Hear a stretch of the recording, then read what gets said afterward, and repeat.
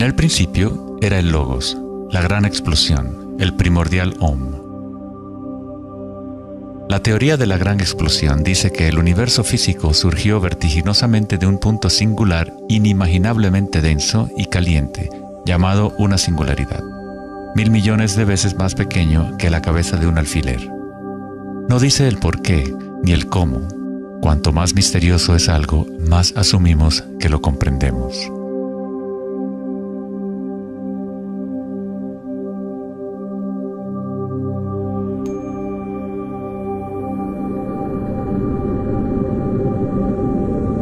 Antes se pensaba que la gravedad haría que se desacelerara eventualmente la expansión del universo, o que lo contraería en una gran implosión. Sin embargo, las imágenes del telescopio Hubble demuestran que la expansión del universo parece estar acelerándose, expandiéndose más y más desde su origen en la gran explosión. De alguna manera, hay más masa en el universo de la cual la física había predicho. Para justificar la masa perdida, los físicos dicen ahora que el universo está compuesto de solamente 4% de materia atómica, o lo que nosotros consideramos materia normal. 23% del universo es materia oscura y 73% es energía oscura, lo cual antes pensábamos que era espacio vacío. Es como un sistema nervioso invisible que recorre el universo conectando todas las cosas.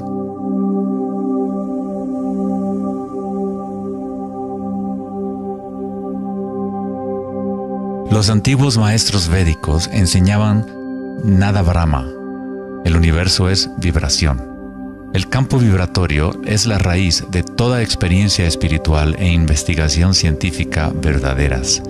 En el mismo campo de energía que santos, budas, yogis, místicos, chamanes, sacerdotes y videntes han observado al observar en su interior.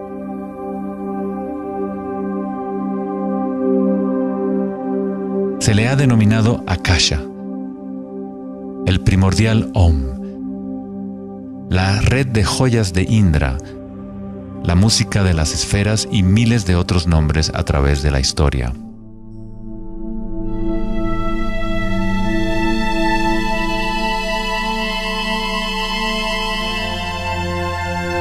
Es la raíz común de todas las religiones.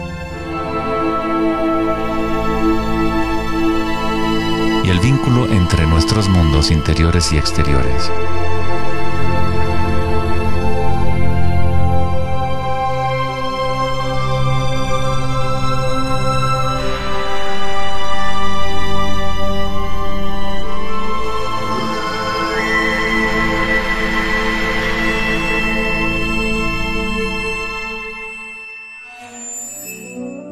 En el siglo III, el budismo Mahayana describió una cosmología no muy diferente a la física más avanzada de hoy en día.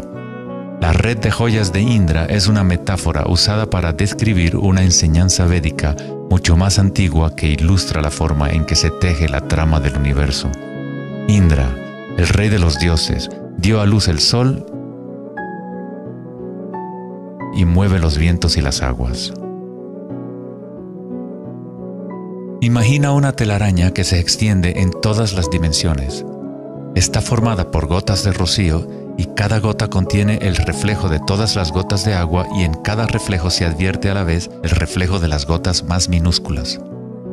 Toda la telaraña continúa en esa misma representación hasta el infinito.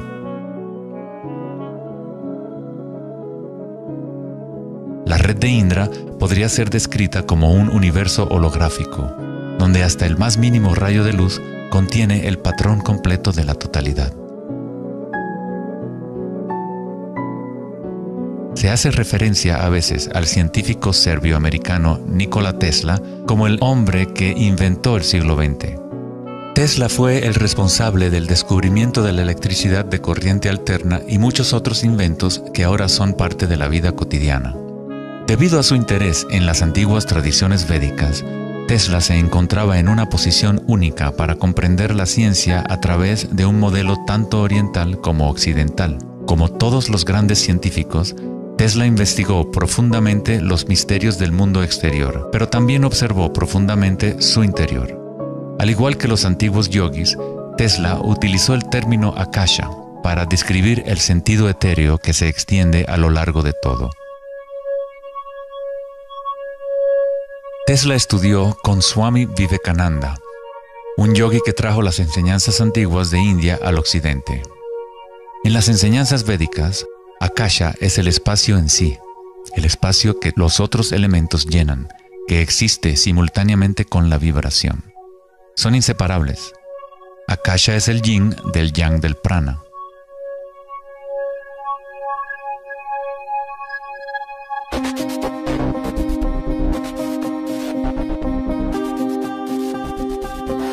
Un concepto moderno que nos puede ayudar a conceptualizar a Akasha, o la sustancia primaria, es la idea de los fractales. No fue sino hasta la década de los 80 que los avances en las computadoras nos permitieron visualizar y reproducir en realidad matemática los patrones de la naturaleza. El término fractal fue acuñado en 1980 por el matemático Benoit Mandelbrot, que estudió ciertas ecuaciones matemáticas simples de cuando se repiten, producen una serie interminable de cambios en las formas matemáticas o geométricas dentro de un marco limitado. Son limitadas, pero al mismo tiempo infinitas. Un fractal es una forma geométrica aproximada que se puede dividir en partes, cada una de las cuales es aproximadamente del tamaño de una copia reducida del patrón completo, una propiedad llamada autosemejanza. Los fractales de Mandelbrot han sido llamados las huellas digitales de Dios.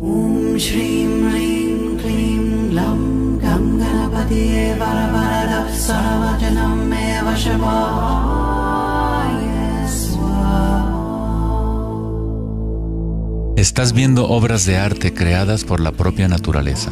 Si se gira la figura de Mandelbrot de cierta forma, luce muy similar a una deidad hindú o a un Buda. Esta figura ha sido denominada la figura Buddha-Brot.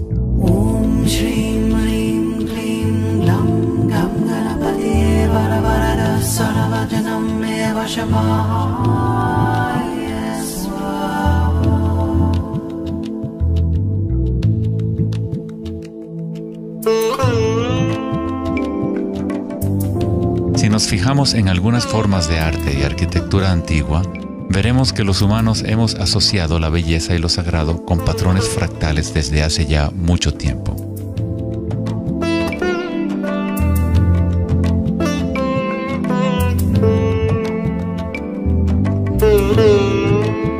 Infinitamente complejos, sin embargo, cada parte contiene la semilla para recrear el conjunto.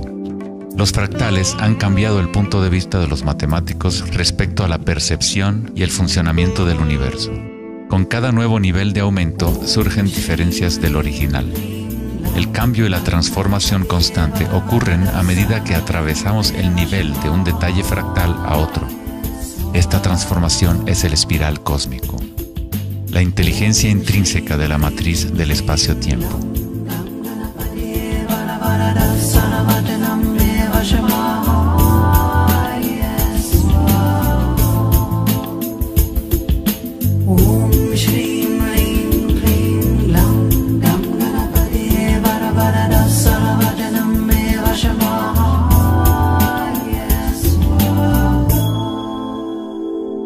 Los fractales son caóticos en su esencia, contienen ruido y orden. Cuando nuestras mentes reconocen o definen un patrón, nos enfocamos en él como si fuera una cosa. Tratamos de encontrar los patrones que consideramos bellos, pero a fin de sostenerlos en nuestras mentes, debemos apartar el resto del fractal.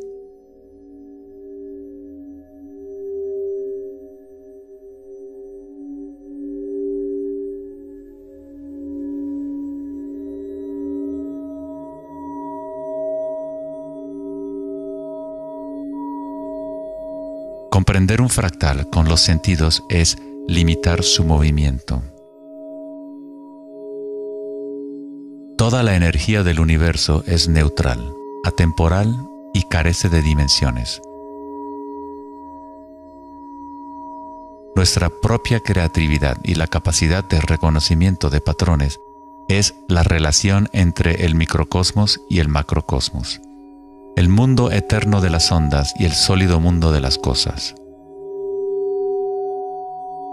La observación es un acto de creación a través de las limitaciones inherentes del pensamiento. Estamos creando la ilusión de solidez de las cosas al etiquetarlas y nombrarlas. El filósofo Kierkegaard dijo: si me nombras, me niegas.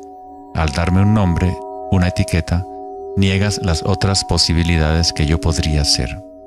Encasillas a la partícula en ser una cosa, al nombrarla, al concretarla, pero al mismo tiempo la estás creando, la defines para que exista. La creatividad es nuestra naturaleza más elevada. Con la creación de las cosas viene el tiempo, lo cual crea la ilusión de solidez.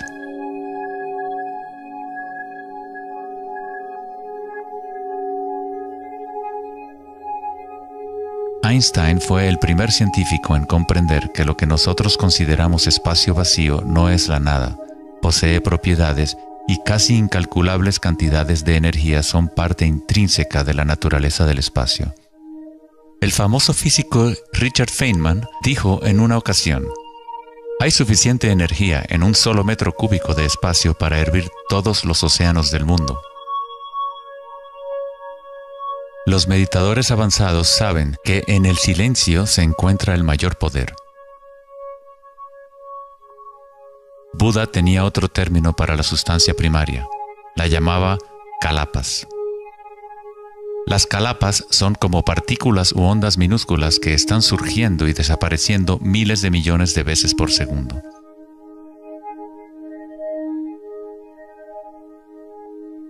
En ese sentido, la realidad es como una serie de cuadros en una cámara holográfica moviéndose rápidamente para crear la ilusión de continuidad. Cuando la conciencia se queda completamente inmóvil, se comprende la ilusión, pues es la conciencia misma la que genera la ilusión.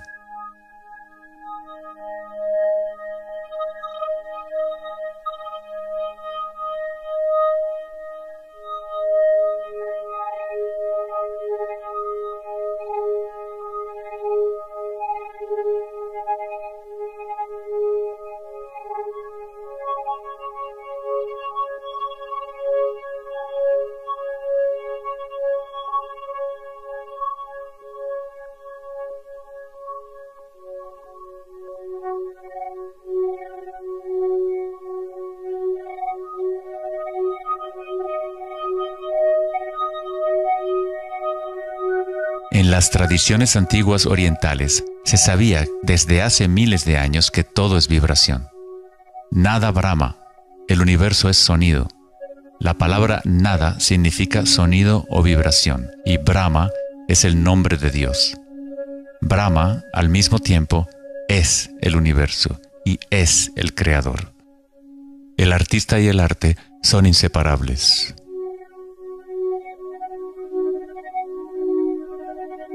En los Upanishads, uno de los más antiguos registros de los seres humanos en la antigua India, se dice que Brahma, el creador, estaba sentado sobre una flor de loto, abrió los ojos y el mundo surgió. Brahma cierra sus ojos y un mundo entero cesa de existir. Algunos místicos, yogis y sabios han sostenido que hay un campo a nivel de la raíz de la conciencia, el campo akáshico o los registros akáshicos, donde toda la información, todas las experiencias pasadas, presentes y futuras existen ahora y siempre.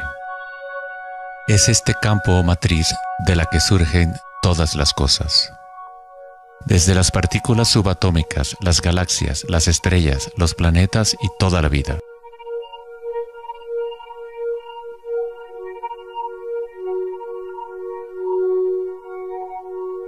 Nunca ves nada en su totalidad, ya que todo está formado de capas y capas de vibración y está constantemente cambiando. Intercambio de información con Akasha. Un árbol bebe del sol, del aire, de la lluvia y de la tierra.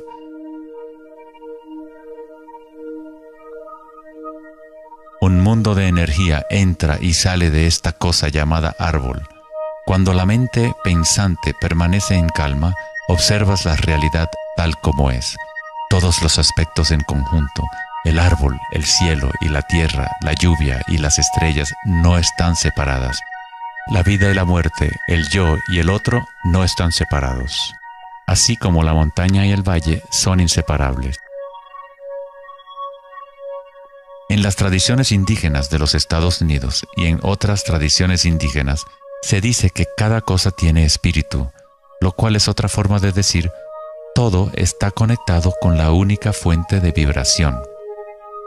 Hay una conciencia, un campo, una fuerza que se mueve a través de todo. Este campo no está aconteciendo a tu alrededor, sino a través de ti y en calidad de tu esencia. Tú eres la U en la palabra universo. Eres los ojos con los cuales la creación se observa a sí misma. Cuando te despiertas de un sueño, te das cuenta que todo lo del sueño era parte de ti.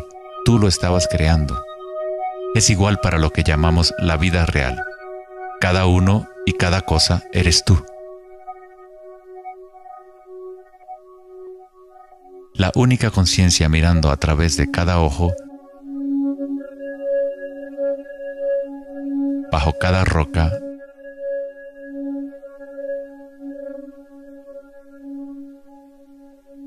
dentro de cada partícula.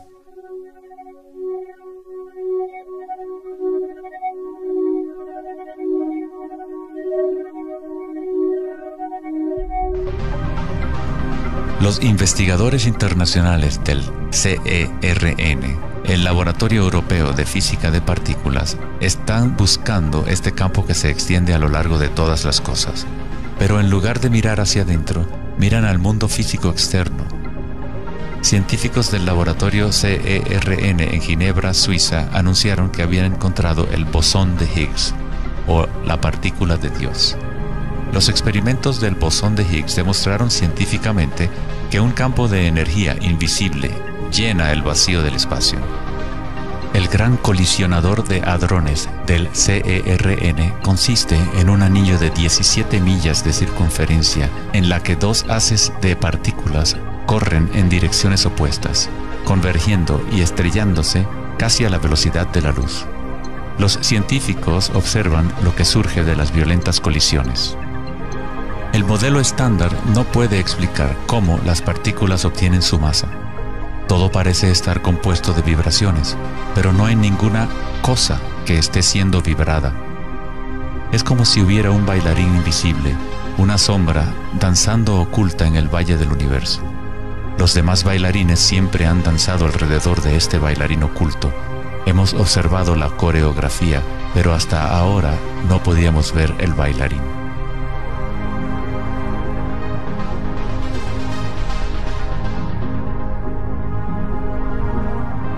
La denominada partícula de Dios, las propiedades de la materia básica del universo, el núcleo de toda la materia que constituiría la masa y la energía inexplicable que acciona la expansión del universo. Pero lejos de explicar la naturaleza del universo, el descubrimiento del bosón de Higgs simplemente presenta un misterio aún mayor, dejando al descubierto un universo que es aún más misterioso de lo que nunca habíamos imaginado. La ciencia se acerca al umbral entre la conciencia y la materia. El ojo con el cual observamos el campo primordial y el ojo con el cual el campo nos observa son uno y el mismo.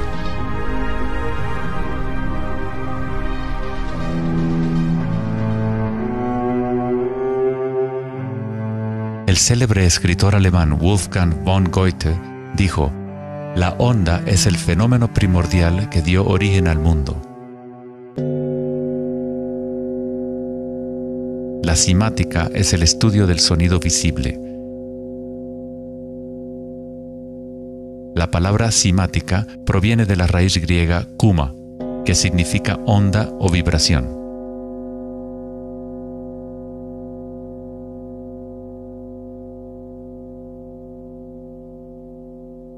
Uno de los primeros científicos occidentales que estudió con seriedad el fenómeno de las ondas fue Ernst Chladni, un músico y físico alemán que murió en el siglo XVIII. Chladni descubrió que cuando colocaba arena en placas de metal y luego hacía vibrar las placas con un arco de violín, la arena se organizaba en figuras con patrones.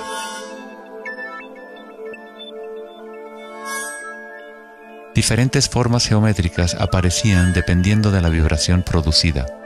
Chladni registró un catálogo completo de estas formas que se conocen como las figuras de Chladni.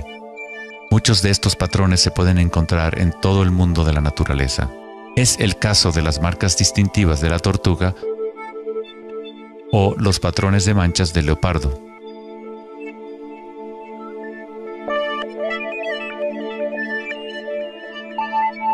El estudio de los patrones Chladni o patrones ximáticos es uno de los métodos secretos con el que los fabricantes de alta calidad de guitarras, violines y otros instrumentos prueban la calidad del sonido que emiten.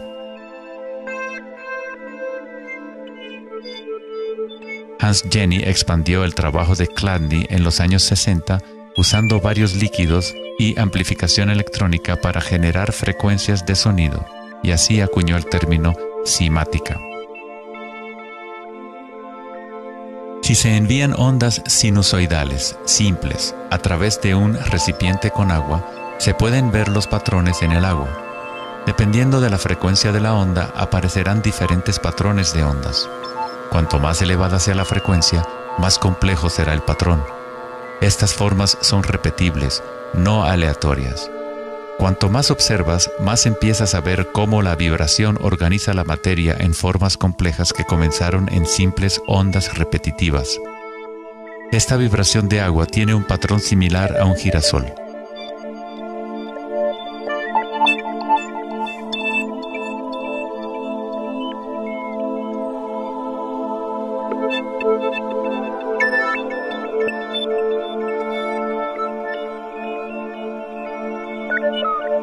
Tan solo cambiando la frecuencia de sonido se obtiene un patrón diferente.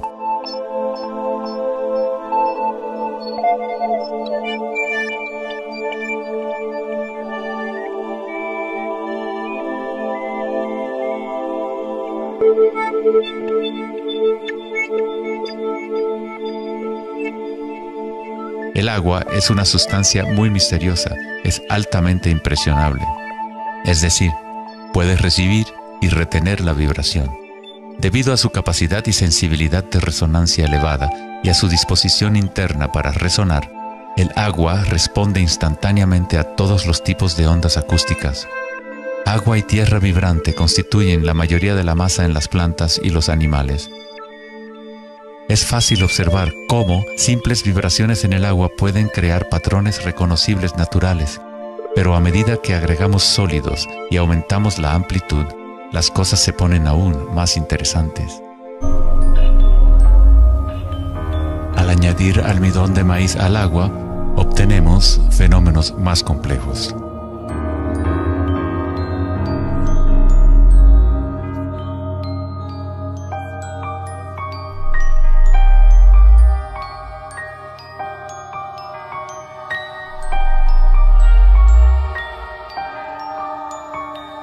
Tal vez, los principios de la vida en sí se pueden observar conforme las vibraciones mueven la burbuja de almidón de maíz en lo que parece ser un organismo en movimiento. El principio que anima el universo se describe en todas las grandes religiones usando las palabras que reflejan los conocimientos de ese momento en la historia. En el idioma de los incas, el imperio más grande de la América precolombina, la palabra para cuerpo humano es Alpacamasca, lo que significa literalmente tierra viviente. En la Cábala o misticismo judío hablan del nombre divino de Dios, el nombre impronunciable. No se puede pronunciar debido a que es una vibración que está en todas partes. Se trata de todas las palabras, toda la materia. Todo es la palabra sagrada. El tetaedro es la forma más simple que puede existir en 3 dimensiones. Algo debe tener por lo menos 4 puntos para tener realidad física. La estructura del triángulo es el único patrón de la naturaleza que se autoequilibra. En el Antiguo Testamento, la palabra tetragramaton se utilizaba a menudo para representar una cierta manifestación de Dios. Se usaba cuando se hablaba de la palabra de Dios o del nombre especial de Dios, logos o la palabra primordial. Las antiguas civilizaciones sabían que en la estructura de la raíz del universo estaba la figura tetraédrica. De esta forma, la naturaleza exhibe un impulso fundamental hacia el equilibrio, Shiva, pero a la vez exhibe un impulso fundamental hacia el cambio, Shakti.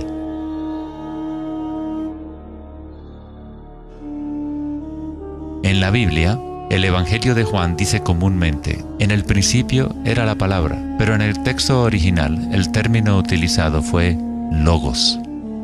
El filósofo griego Heráclito, quien vivió alrededor de 500 años antes de Cristo, se refirió al logos como algo fundamentalmente incognoscible, el origen de toda repetición, patrón y forma. Los filósofos estoicos que siguieron las enseñanzas de Heráclito identifican el término con el principio inspirador divino que impregna el universo.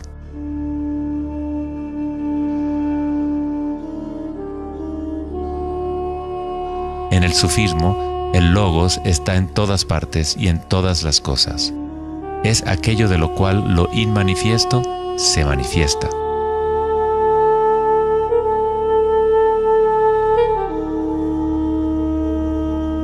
En la tradición hindú, Shiva Nataraja significa literalmente Señor de la danza. El cosmos entero danza al tambor de Shiva. Todo está imbuido o impregnado con la pulsación. El mundo puede seguir evolucionando y cambiando solo mientras Shiva siga danzando. De otra forma, colapsa de regreso a la nada. Mientras que Shiva representa nuestra conciencia de espectadores, Shakti es la sustancia o la materia del mundo. Mientras que Shiva yace en meditación, Shakti trata de incitarlo a la danza. Como el yin y el yang, el bailarín y el baile existen como uno.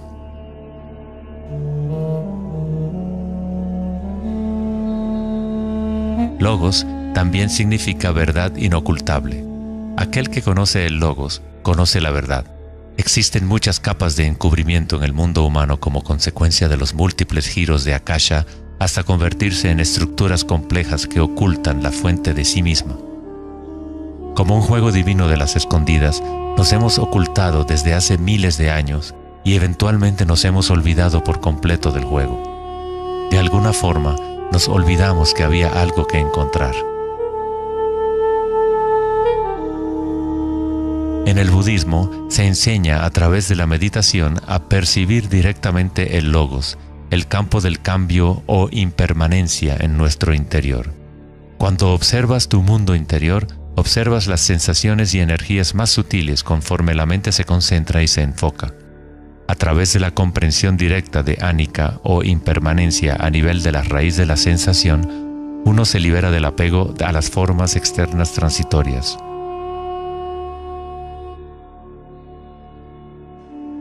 Una vez que tomamos conciencia de que hay un campo vibratorio que es la raíz común de todas las religiones, ¿cómo podemos decir mi religión? O este es mi Om primordial, mi campo cuántico.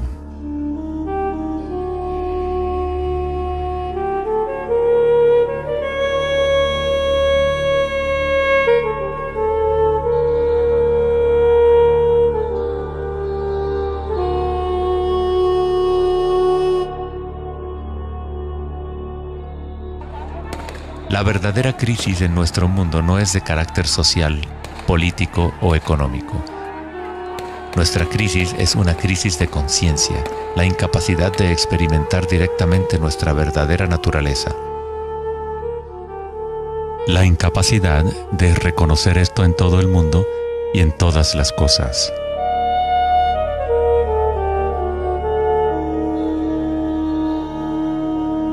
En la tradición budista, el bodhisattva es la persona con una naturaleza búdica despierta. Un bodhisattva se compromete a ayudar a despertar a cada ser en el universo, comprendiendo que solo hay una conciencia. Para despertar el verdadero ser, uno debe despertar a todos los seres.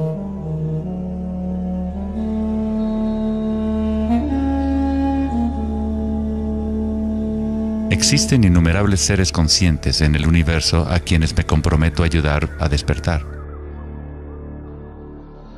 Mis imperfecciones son inagotables. Prometo vencerlas todas. El Dharma es inescrutable. Me comprometo a conocerlo.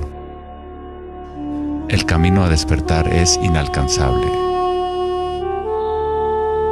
Me comprometo a alcanzarlo.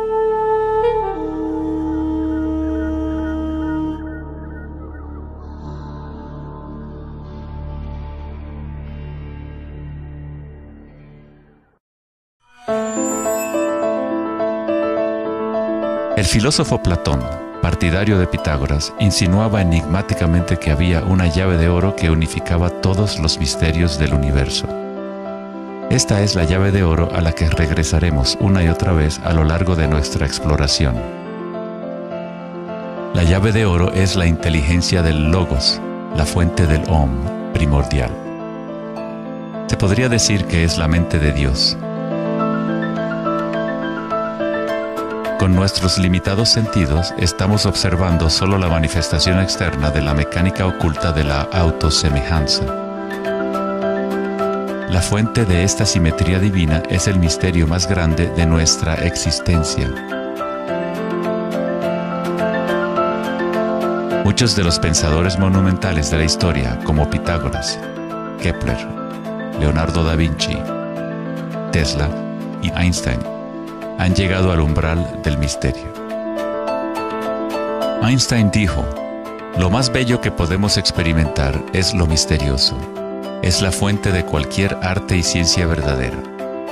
Aquel que no conoce esta emoción, que no hace pausa para maravillarse y quedarse absorto en admiración, es como si estuviera muerto. Sus ojos están cerrados". Estamos en la posición de un niño pequeño entrando a una gran biblioteca llena de libros en muchos idiomas diferentes. El niño sabe que alguien debe haber escrito esos libros. No sabe cómo. No entiende los idiomas en que están escritos.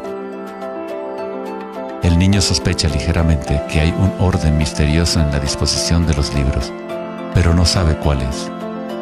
A mí me parece que esa es la actitud, inclusive del ser humano más inteligente, hacia Dios. Vemos un universo maravillosamente ordenado que obedece ciertas leyes. Nuestras mentes limitadas no pueden comprender la misteriosa fuerza que mueve las constelaciones. Todo científico que observa detenidamente el universo y todo místico que observa profundamente su interior, se encuentra tarde o temprano, cara a cara, con la misma cosa: la espiral primordial.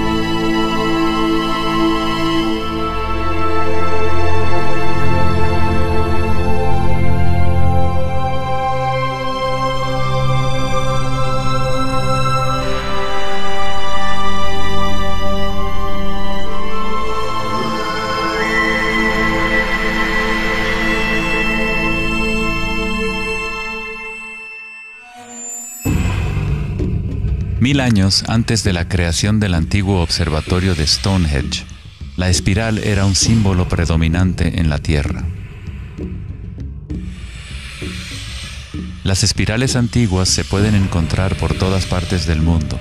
Miles de espirales antiguas como estas se pueden encontrar en toda Europa, Nuevo México y Utah en Estados Unidos, Australia, China y Rusia, en virtualmente todas las culturas indígenas de la Tierra. Las espirales antiguas simbolizan el crecimiento, la expansión y la energía cósmica encarnada en el Sol y en el cielo. La forma espiral refleja el macrocosmos del universo mismo revelándose. En las tradiciones indígenas, la espiral es la fuente energética, la madre primordial. Las espirales neolíticas de Newgrange, Irlanda, se remontan a 5000 años.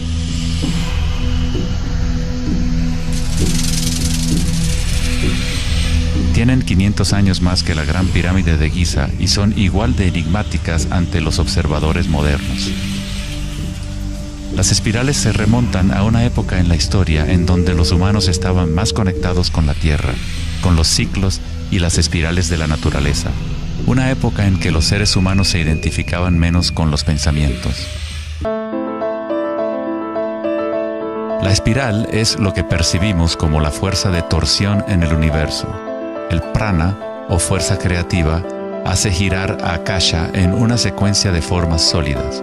Se encuentra en todos los niveles entre el macrocosmos y el microcosmos, desde las galaxias espirales hasta los sistemas meteorológicos, el agua en tu bañera y tu ATM.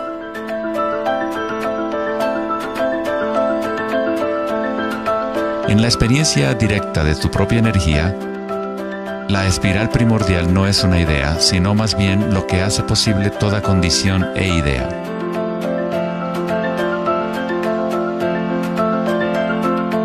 Varios tipos de espirales y hélices se encuentran en todo el mundo de la naturaleza. Caracoles,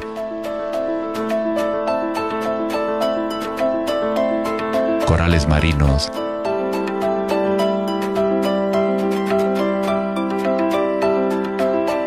telarañas,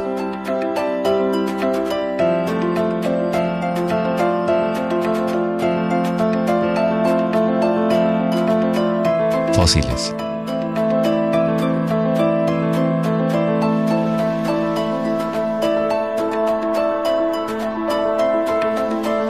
En las colas de los caballitos de mar,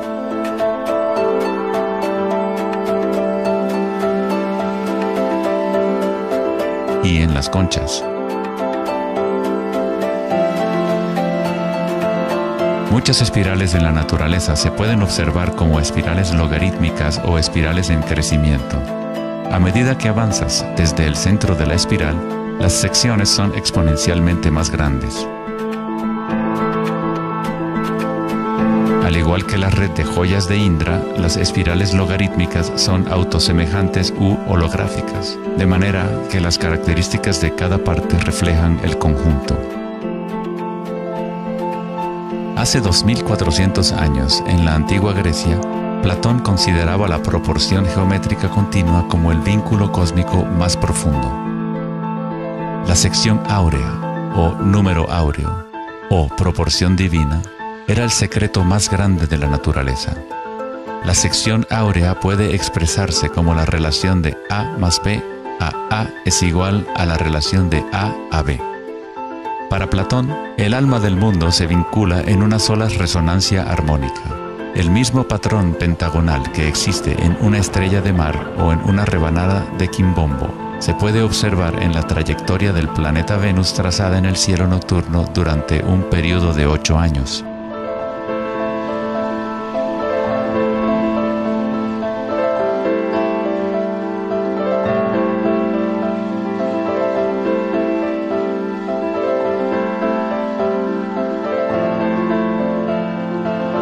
Se observa en el mundo inteligible de las formas en el cielo y en el mundo visible de los objetos materiales en la tierra, a través de este principio de la autosemejanza geométrica. Desde los patrones autosemejantes del brócoli romanesco hasta las ramas de las galaxias, las espirales logarítmicas son patrones omnipresentes y arquetípicos. Nuestra galaxia de la Vía Láctea tiene varias ramas espirales logarítmicas con una pendiente de unos 12 grados. Cuanto mayor la pendiente de la espiral, más compactos son los giros. Al observar una planta que crece a intervalos de tiempo en un video, uno es testigo de su danza con la espiral de la vida.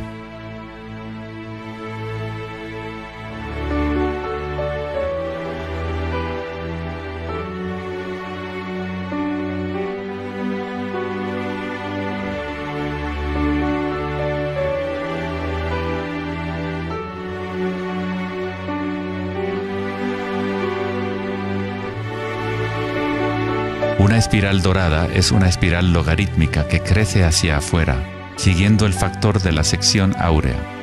La sección áurea es una relación matemática especial que aparece una y otra vez en la naturaleza.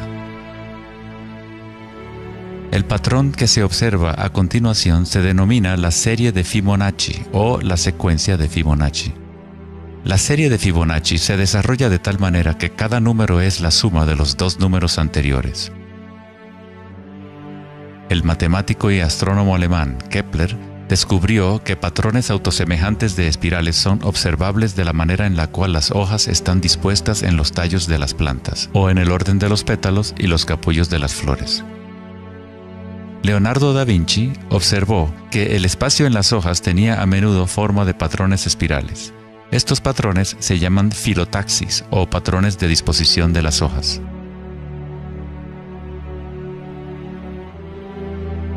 La disposición filotaxis se puede observar en los nucleótidos independientes del ADN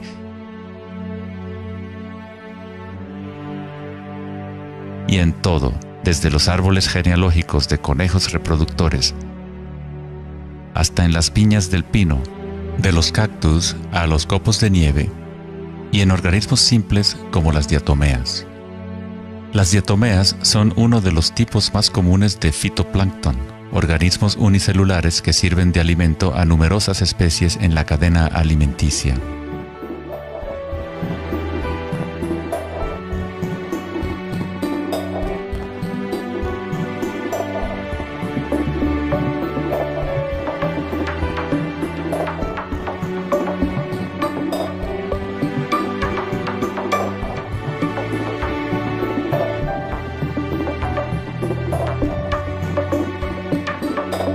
¿Cuánta matemática debes saber para ser un girasol o una abeja? La naturaleza no consulta al departamento de física para producir un brócoli. La estructura en la naturaleza ocurre automáticamente. Los científicos en el campo de la nanotecnología utilizan el término autoensamblaje para describir la forma en la cual se forman los complejos, como en la fase inicial de la formación hexagonal de ADN. En la ingeniería de la nanotecnología, los nanotubos de carbono se componen de una disposición similar de materiales. La naturaleza hace este tipo de geometría una y otra vez sin esfuerzo, automáticamente, sin una calculadora. La naturaleza es precisa y extremadamente eficiente. Según el famoso arquitecto y autor Buckminster Fuller, estos patrones son una función del espacio-tiempo. El ADN y el panal de abejas tienen esa forma por la misma razón que una burbuja es redonda. Es la forma más eficiente que requiere la menor cantidad de energía. El espacio en sí tiene una forma y permite solo ciertas configuraciones de la materia, siempre volviendo a lo más eficiente. Estos patrones son la forma más fuerte y eficiente de construir estructuras arquitectónicas como las cúpulas geodésicas.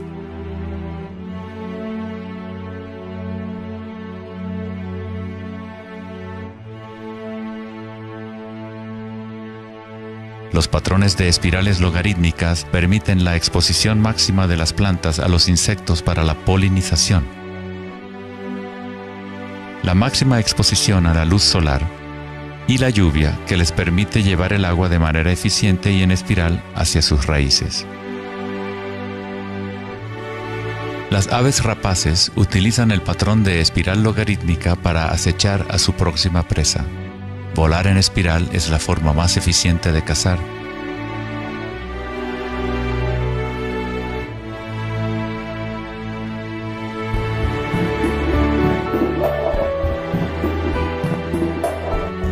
Nuestra capacidad de observar el akasha danzando la espiral de la vida hacia una forma material se relaciona con la habilidad de percibir la belleza y la simetría en la naturaleza. El poeta William Blake dijo: "El universo vegetativo se abre como una flor desde el centro de la tierra en donde mora la eternidad. Se expande desde las estrellas hasta el caparazón mundano y ahí se encuentra con la eternidad de nuevo, tanto desde dentro como desde fuera".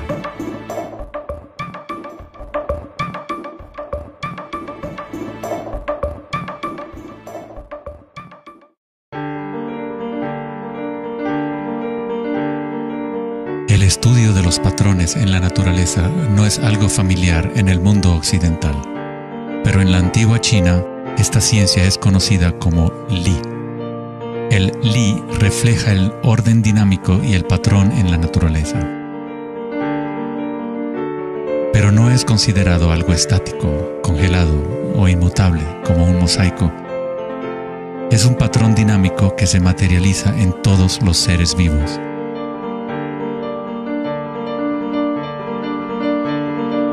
Las arterias de las hojas, las marcas de las tortugas y los patrones de vetas en las rocas son todas expresiones del lenguaje secreto de la naturaleza y del arte.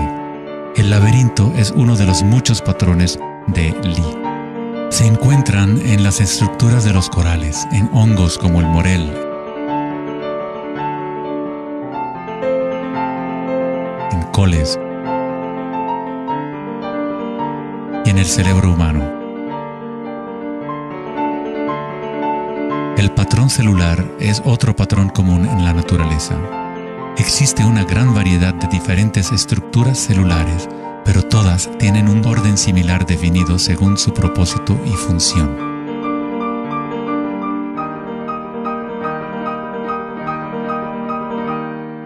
Es fácil quedarse fascinado ante el juego constante de formas, pero lo más interesante es que ciertas formas arquetípicas parecen estar entretejidas en la trama de la naturaleza.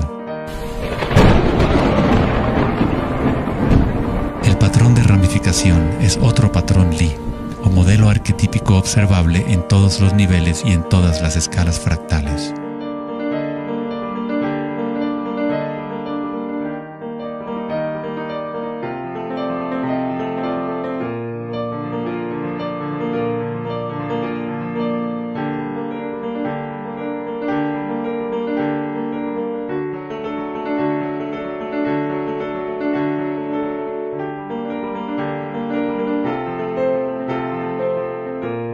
Tomemos, por ejemplo, esta imagen increíble de una simulación de computadora conocida como la simulación del milenio, que muestra la distribución de la materia oscura en el universo local.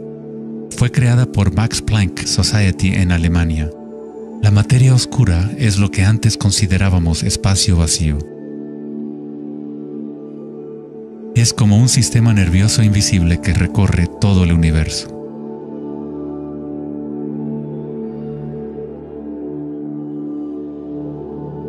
El universo es literalmente como un cerebro gigante.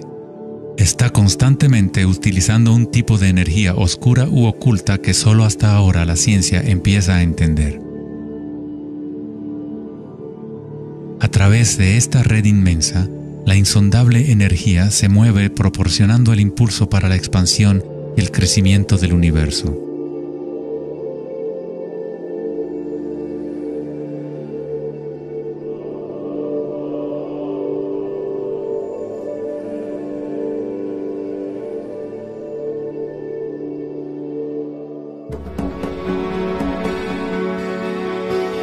La naturaleza crea patrones de ramificación automáticamente cuando creamos las condiciones adecuadas. La naturaleza es una máquina generadora de arte o un motor creador de belleza. Aquí, la electricidad se utiliza para hacer crecer las ramas de cristal plata. El metraje es en intervalos de tiempo a medida que crecen durante varias horas. Los cristales se forman sobre el cátodo de aluminio cuando los iones se depositan por electrólisis a partir de una solución de nitrato de plata. La formación es autoorganizadora. Estás viendo arte generado por la propia naturaleza. Johann Wolfgang von Goethe dijo: "La belleza es una manifestación de las leyes secretas de la naturaleza, que de otra manera estarían ocultas para nosotros por siempre". En este sentido, todo en la naturaleza está vivo, organizándose a sí mismo. Cuando se usa alto voltaje en la ramificación fractal, esto se vuelve todavía más obvio. Está sucediendo en tiempo real.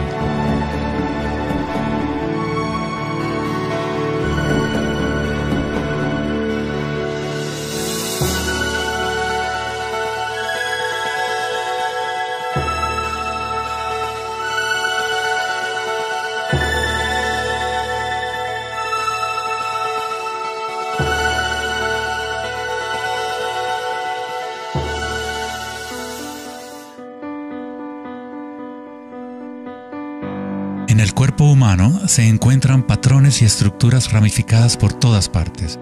Son, por supuesto, el sistema nervioso de la medicina occidental.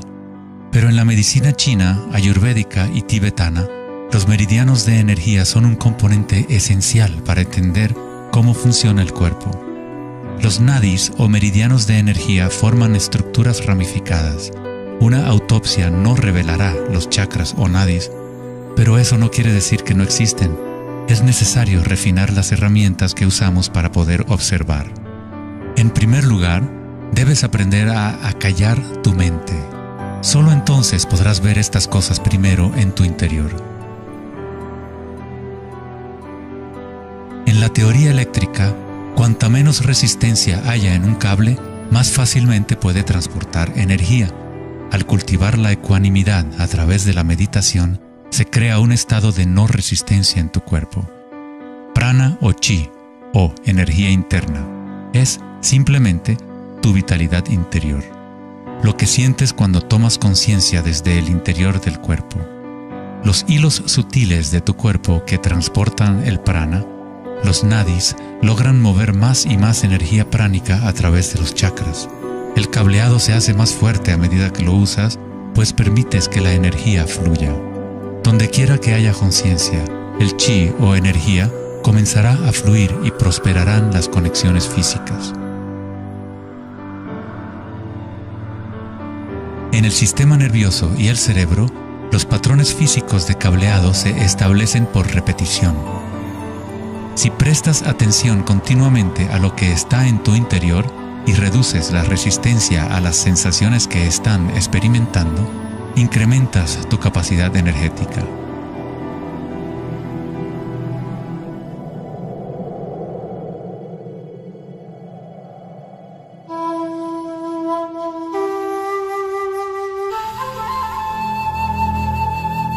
En el taoísmo, el símbolo del yin y el yang representa la interpenetración de las fuerzas en espiral de la naturaleza. El yin y el yang no son dos y no es uno. El antiguo concepto del ara está representado por un yin y yang o remolino en espiral. Es el centro de energía localizado en el abdomen, debajo del ombligo. Ara significa literalmente mar u océano de energía. En China, el ara es llamado el Dantien inferior. En muchas formas de artes marciales asiáticas, se dice que el guerrero con ara fuerte es imparable. En la tradición samurái, una forma de suicidio ritual o seppuku era el harakiri. Esto significa traspasar tu propio ara, desconectando el chi o canal de energía. Moverse desde este centro crea el movimiento enraizado y lleno de gracia que se ve no solo en las artes marciales,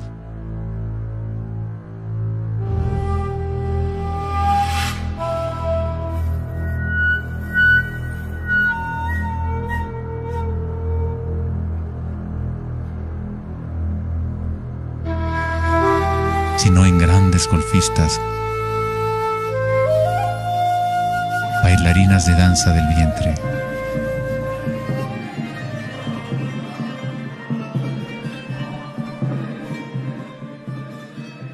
y derviches giradores sufíes.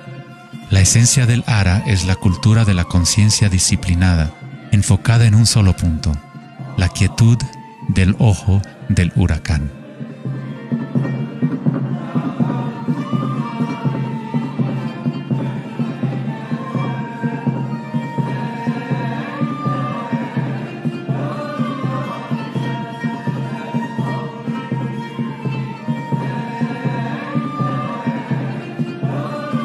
Es el instinto de nuestras entrañas con relación a nuestra propia fuente de energía.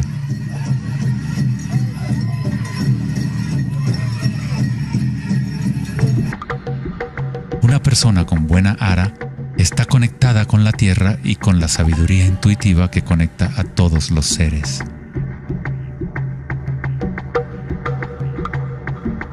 Pensar con tu vientre, el ara de Kengasai, es conectarte con tu sabiduría interior.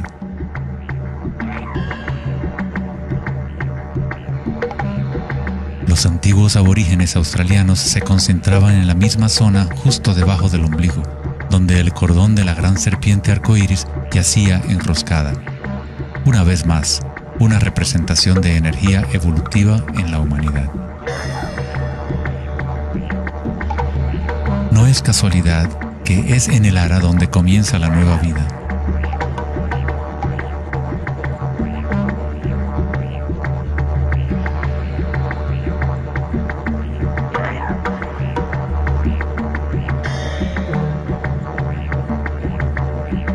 El sistema nervioso entérico, a veces llamado cerebro intestinal, es capaz de mantener una matriz compleja de conexiones similares a las del cerebro en la cabeza, con sus propias neuronas y neurotransmisores. Puede actuar de forma autónoma, es decir, con su propia inteligencia. Se podría decir que el cerebro intestinal es una versión fractal del cerebro de la cabeza, o tal vez el cerebro de la cabeza es una versión fractal del cerebro intestinal. Un oso sano tiene un ara fuerte. Cuando un oso sabe dónde hurgar para encontrar hierbas, sigue el movimiento del chi a través de sus sentidos, centrando en el ara o vientre. Esta es la conexión del oso con la cabaña de los sueños, el lugar en las tradiciones indígenas de donde proviene todo el conocimiento y regresa hacia la espiral de la vida. Pero, ¿cómo conocían los antiguos pueblos la espiral si la ciencia moderna está apenas empezando ahora a reconocer su importancia? Pregúntale a las abejas. Ellas no se han olvidado de amar. Las abejas tienen una conexión especial con la fuente como parte de un sistema simbiótico que ayuda a la belleza y a la diversidad a florecer. Son un puente entre el macrocosmos y el microcosmos. Hay un corazón que nos conecta a todos, como una mente colectiva, por llamarla así. Al igual que un cerebro abierto, la colmena envía sus sueños al mundo para manifestarse.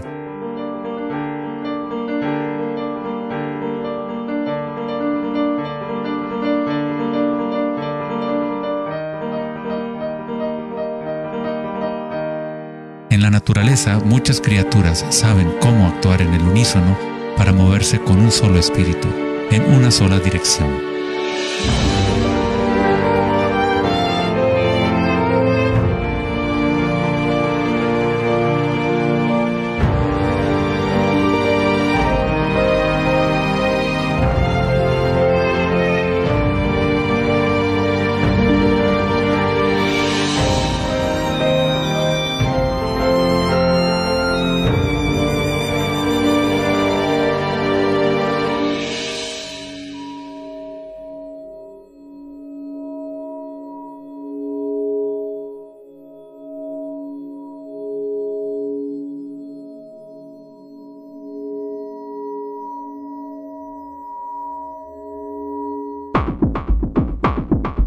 Pero no todos se benefician de las otras especies a su alrededor.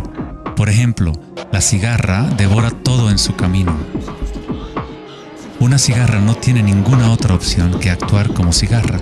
Nunca va a producir miel ni a polinizar plantas como una abeja. El comportamiento de una cigarra es rígido, pero un ser humano es único en el sentido de que podemos actuar como una abeja o como una cigarra. Tenemos la libertad de cambiar y manipular los patrones de la forma en que interactuamos con el mundo. Podemos existir en simbiosis o como parásitos.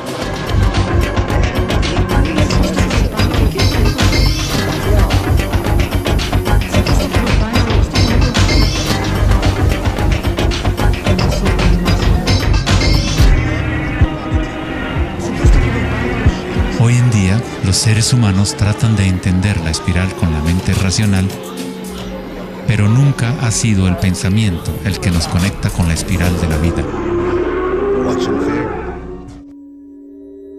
Siempre hemos estado conectados.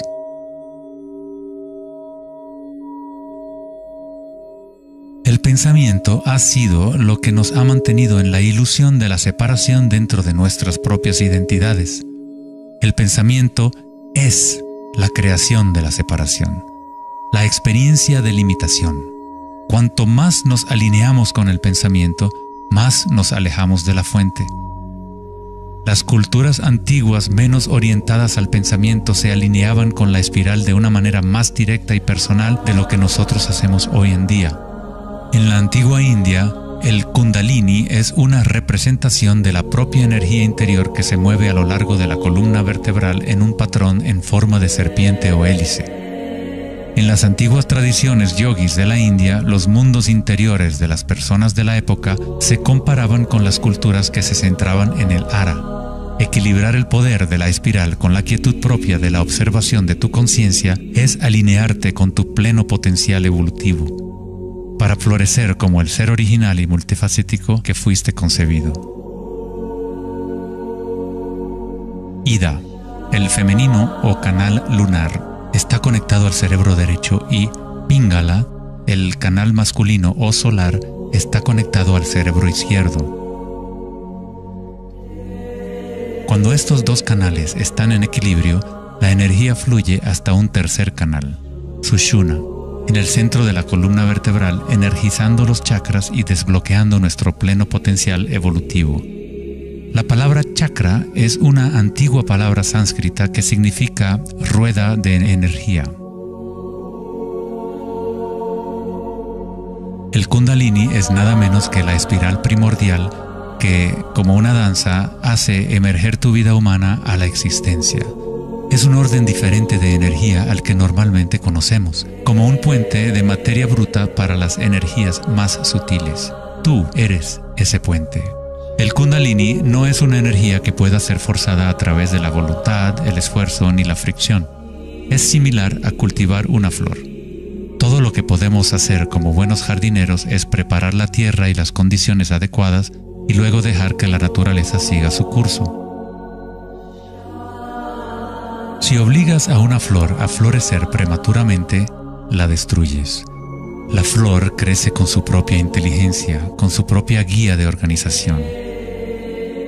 La mentalidad egoica que se obsesiona con el mundo exterior es lo que te impide experimentar tu verdadera naturaleza vibratoria.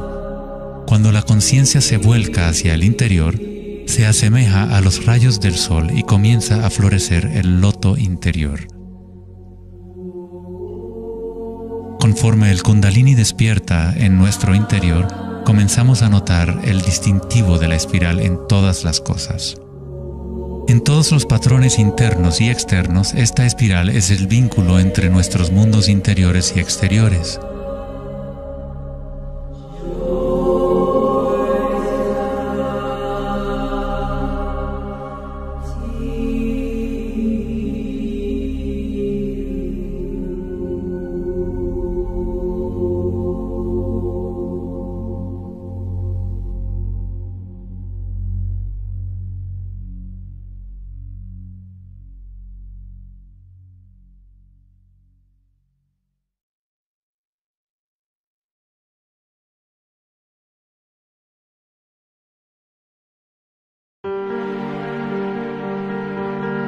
Antes de los albores de la civilización occidental y del lenguaje escrito, la ciencia y la espiritualidad no eran dos cosas separadas. En las enseñanzas de las grandes tradiciones antiguas, la búsqueda externa de conocimiento y certeza era compensada por un sentimiento interior de impermanencia y comprensión intuitiva de la espiral del cambio. A medida que el pensamiento científico se hizo más predominante y la información se fue multiplicando, comenzó la fragmentación en nuestros sistemas de conocimiento. El incremento de la especialización significaba que menos personas eran capaces de ver el panorama general, de sentir e intuir la estética del sistema en su conjunto. Nadie se preguntaba, ¿será que todo este razonamiento es bueno para nosotros? La sabiduría antigua está aquí entre nosotros, oculta a plena vista. Pero estamos demasiado preocupados con nuestros pensamientos como para reconocerla. Esta sabiduría olvidada es la manera de restablecer el equilibrio entre lo interno y lo externo, el yin y el yang, entre la espiral del cambio y la quietud de nuestro centro.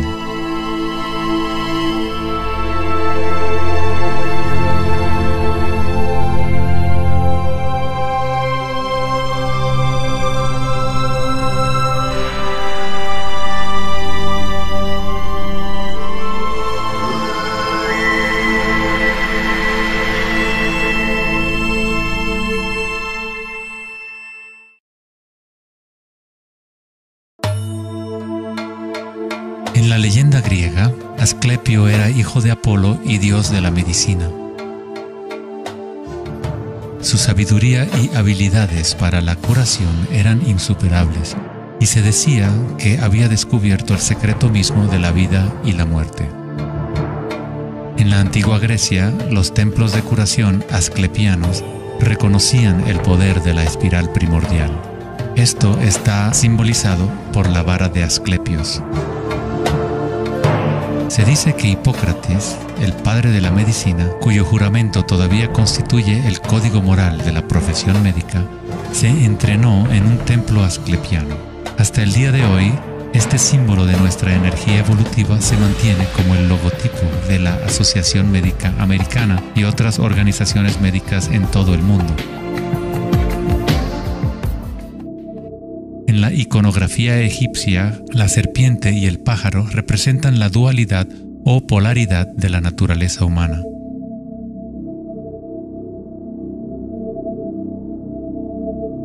La serpiente en dirección descendiente es la espiral manifestada y la energía evolutiva del mundo.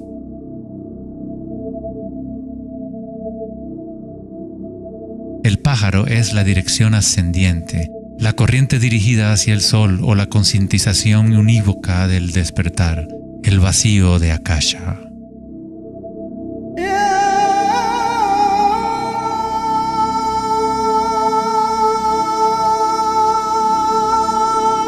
Faraones y dioses son representados con su energía despierta, en donde la serpiente Kundalini asciende por la columna vertebral y traspasa el chakra ajna entre los ojos.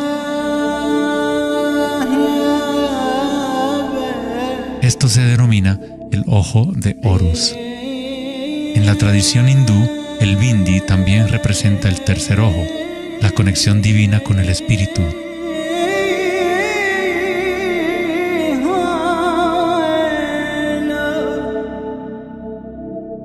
La máscara de Tutankamón es un ejemplo clásico que muestra temas de serpientes y aves.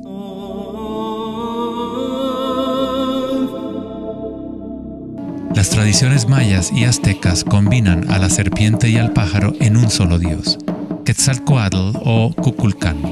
El dios de la serpiente alada representa la conciencia evolutiva despierta o el Kundalini despierto. La persona que despierta a Quetzalcóatl en su interior es una manifestación viviente de lo divino. Se dice que Quetzalcóatl o la energía de la serpiente regresará al final de los tiempos.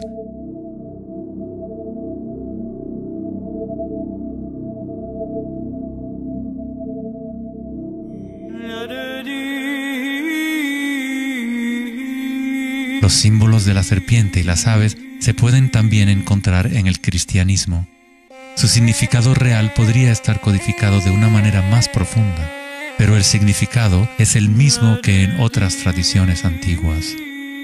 En el cristianismo, el pájaro o paloma que se ve a menudo sobre la cabeza de Cristo representa al Espíritu Santo o Kundalini Shakti a medida que asciende al sexto chakra y más allá. Los místicos cristianos llaman al Kundalini por otro nombre, Espíritu Santo. En Juan 3:14 dice: así como Moisés levantó la serpiente en el desierto, así también es necesario que el Hijo del Hombre sea levantado. Jesús y Moisés despertaron su energía Kundalini, trayendo el despertar de la conciencia a las fuerzas inconscientes reptilianas que rigen los deseos del ser humano. Se dice que Jesús pasó 40 días y 40 noches en el desierto, durante los cuales fue tentado por Satanás. De igual forma, Buda fue tentado por Mara cuando estaba sentado en busca de la iluminación bajo el árbol Bodhi o árbol de la sabiduría. Tanto Cristo como Buda tuvieron que alejarse de la tentación de los placeres sensoriales y mundanos.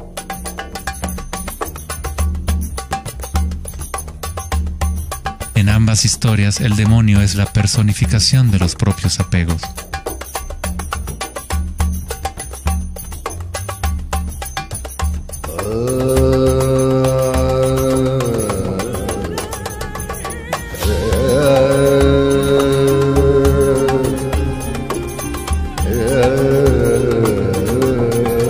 estudiamos la historia de Adán y Eva a través de la luz de las tradiciones védicas y egipcias, descubrimos que la serpiente que vigila el árbol de la vida es el Kundalini.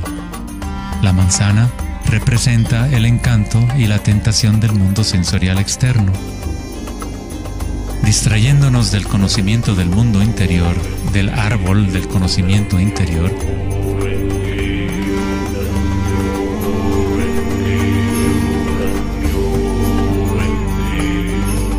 el árbol es simplemente la red de nadis o meridianos de energía dentro de nosotros mismos, que forma literalmente estructuras ramificadas por todo el cuerpo. En nuestra búsqueda egoica de gratificación externa, nos hemos separado del conocimiento del mundo interior, de nuestra conexión a Akasha y a la fuente de la sabiduría.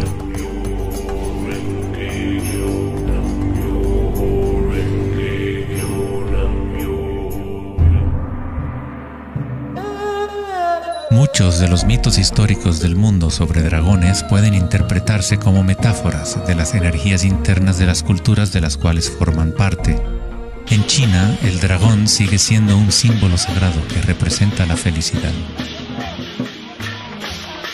Al igual que los faraones egipcios, los antiguos emperadores chinos que habían despertado sus energías evolutivas fueron representados por la serpiente alada o dragón.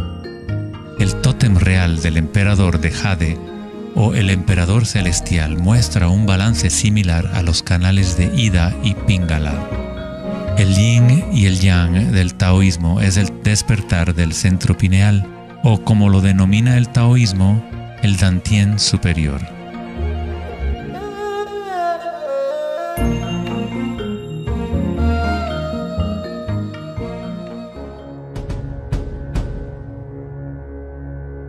La naturaleza está llena de distintas formas de detectar y asimilar la luz. Por ejemplo, un erizo de mar puede, en verdad, ver con su cuerpo espinado que actúa como un gran ojo. Los erizos detectan la luz que ilumina sus espinas y comparan la intensidad de los rayos para tener una idea de lo que está en su entorno.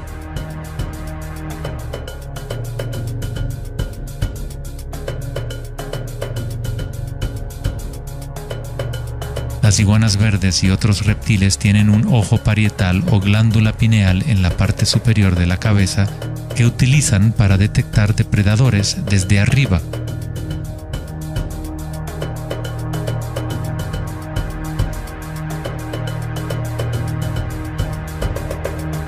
La glándula pineal humana es una pequeña glándula endocrina que ayuda a regular los patrones del sueño y vigilia. A pesar de que está oculta profundamente en la cabeza, la glándula pineal es sensible a la luz. El filósofo Descartes reconoció que el área de la glándula pineal o tercer ojo era la interfase entre la conciencia y la materia. Casi todo es simétrico en el cuerpo humano. 2 ojos, 2 oídos, 2 fosas nasales. Incluso el cerebro tiene 2 hemisferios. Pero hay un área en el cerebro que no se duplica. Es el área de la glándula pineal y el centro energético que lo rodea. En un nivel físico, ahí se forman naturalmente moléculas únicas como el DMT. El DMT también se forma naturalmente en el momento del nacimiento y en el momento de la muerte, actuando literalmente como un puente único entre el mundo de los vivos y de los muertos. El DMT se produce de forma natural en los estados de meditación profunda o samadhi o a través de medios enteógenos. Por ejemplo, la ayahuasca es usada en tradiciones chamánicas de América del Sur para eliminar el velo entre los mundos internos y externos.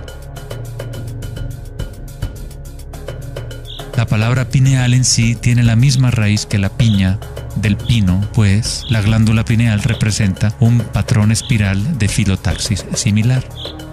Este modelo, que también conocido como flor del patrón de vida, es común en obras de arte antiguas que representan seres iluminados o despiertos. Cuando la imagen de la piña del pino se observa en formas de artes sacras, representa el despertar del tercer ojo, la conciencia unívoca que dirige el flujo de energía evolutiva. La piña del pino representa el florecimiento de los chakras superiores que se activan mientras Sushumna se eleva hasta el chakra Ajna y más allá. En la mitología griega, los seguidores de Dionisio llevaban una panícula o báculo gigante, envuelto en hojas enredadera en espiral y una piña de pino en el extremo superior. Una vez más, representa la energía de Dionisio o Kundalini Shakti, mientras asciende por la columna vertebral al cuerpo pineal del sexto chakra. En el corazón del Vaticano, tal vez esperarías ver una gigantesca escultura de Jesús o María, y en su lugar hay una estructura de piña de pino gigante, lo que indica que en la historia cristiana pudo haber habido conocimiento de los chakras y el Kundalini, pero por alguna razón se mantuvo oculto de las masas. La explicación oficial de la Iglesia es que la piña del pino es un símbolo de regeneración y representa la nueva vida en Cristo.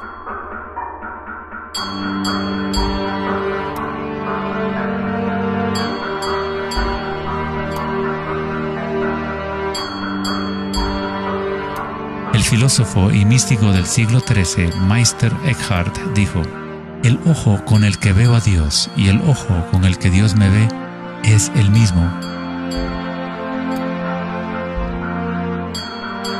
En la Biblia del Rey Jacobo, Jesús dijo: "La luz del cuerpo es el ojo, y si por lo tanto tienes un solo ojo, tu cuerpo entero se llenará de luz".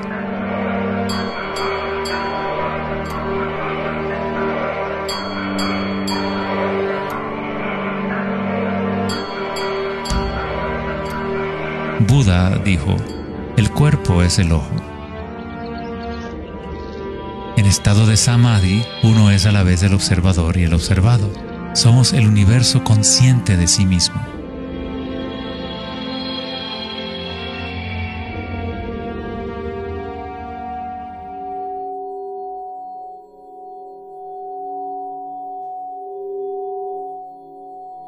Cuando el Kundalini se activa, estimula el sexto chakra y el centro pineal, y esta zona empieza a recuperar algunas de sus funciones evolutivas. La meditación en la oscuridad ha sido utilizada durante miles de años como una forma de activar el sexto chakra en el área de la glándula pineal. La activación de este centro nos permite ver la luz interior. Ya sea el yogi proverbial o el chamán en retiro profundo en una cueva, un taoísta, un iniciado maya o un monje tibetano, todas las tradiciones incorporan un periodo de tiempo durante el cual uno entra en la oscuridad. La glándula pineal es la puerta a la experiencia directa de la propia energía sutil. El filósofo Nietzsche dijo: "Si miras fijamente al abismo durante el tiempo suficiente, eventualmente descubrirás que el abismo te mira fijamente de regreso". Los dólmenes o las antiguas tumbas en formas de pórtico se encuentran entre las estructuras más antiguas que quedan en la Tierra.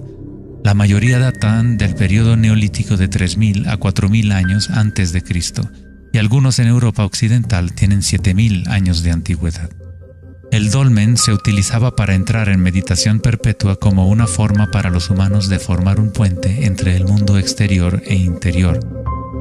A medida que uno continúa meditando en la oscuridad total, eventualmente empieza a observar la energía interna o luz al activarse el tercer ojo. Los ritmos circadianos que se rigen por el sol y los canales de la luna dejan de controlar las funciones del cuerpo y se establece un nuevo ritmo.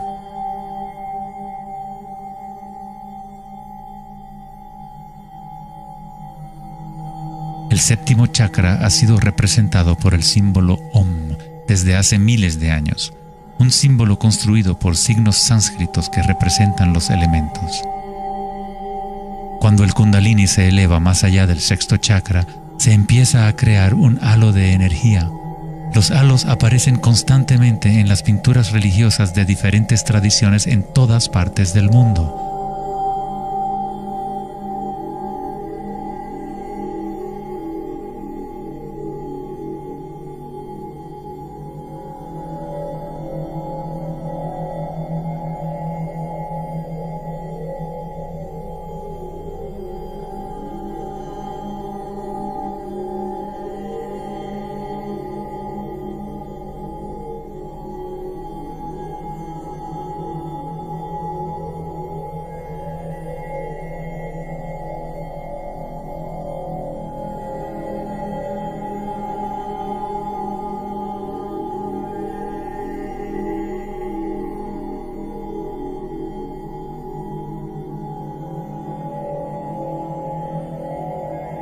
El halo, o la imagen de un distintivo energético alrededor de un ser despierto, es común en virtualmente todas las religiones, en todas partes del mundo.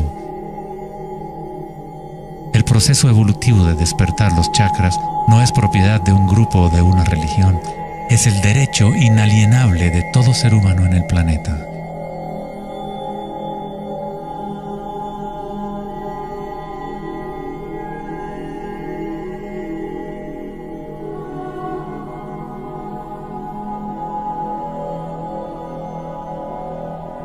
El chakra de la corona es la conexión con lo divino, aquello que está más allá de la dualidad, más allá del nombre y la forma. Akenatón fue un faraón cuya esposa era Nefertiti. Era llamado el Hijo del Sol. Él descubrió Atón, o la palabra de Dios en su interior, uniendo el Kundalini y la conciencia.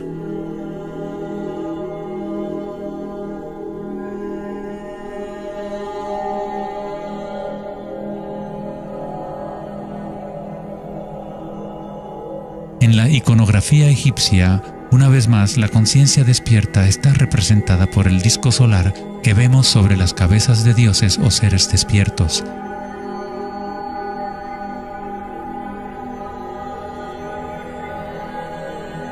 En las tradiciones hindú y yógica, se denomina Sahasrara a ese halo, el loto de 1000 pétalos.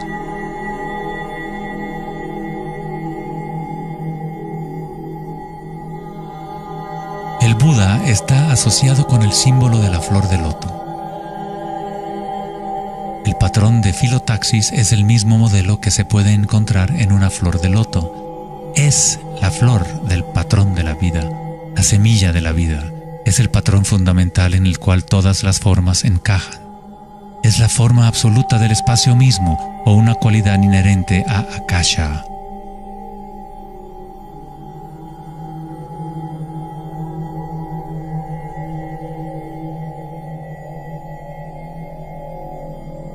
En un momento de la historia, el símbolo de la flor de la vida predominaba por toda la tierra. La flor de la vida se encuentra custodiada por leones en lugares más sagrados de China y otras partes de Asia.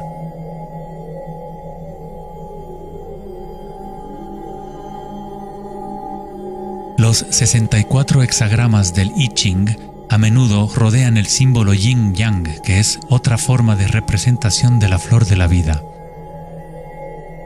En el interior de la flor de la vida está la base geométrica de todos los sólidos platónicos, de esencialmente cualquier forma que pueda existir.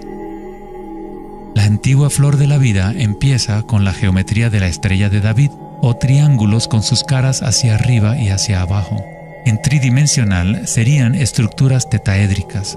Este símbolo es un yantra, una especie de programa que existe en el universo, la máquina que genera nuestro mundo fractal. Los yantras se han utilizado como herramientas para despertar la conciencia durante miles de años. La forma visual del yantra es una representación externa de un proceso interno de desarrollo espiritual.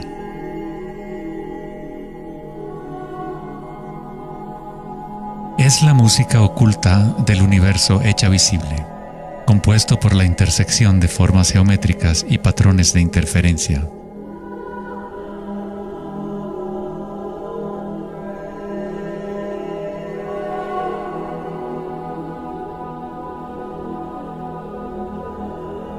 Cada chakra es un loto, un yantra, un centro psicofisiológico a través del cual el mundo puede ser experimentado.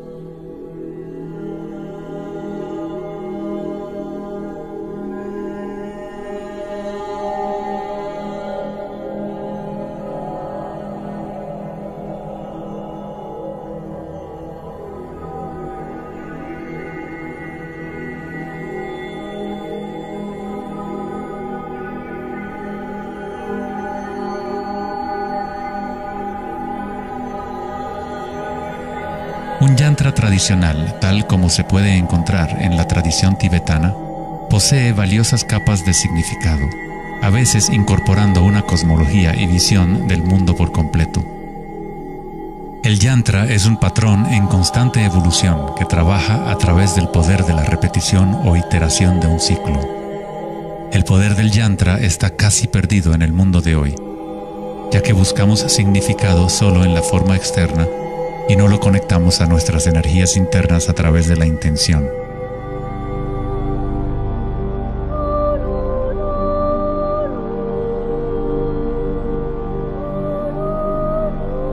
Hay una buena razón por la cual sacerdotes, monjes y yogis han sido tradicionalmente célibes. Hoy en día, apenas una fracción conoce la razón de su celibato, pues el verdadero propósito se ha perdido. En pocas palabras, si tu energía se va a consumir en producir más espermatozoides u óvulos, según sea el caso, no queda suficiente para impulsar la ascensión del Kundalini que activa los chakras superiores. El Kundalini es energía vital, la cual es también energía sexual. Cuando la conciencia se enfoca menos en deseos animales y se coloca en los objetos que reflejan los chakras superiores, esta energía fluye de regreso a la médula espinal ascendiendo hacia esos chakras. Muchas de las prácticas tántricas enseñan a dominar la energía sexual con el fin de poder utilizarla para una mayor evolución espiritual.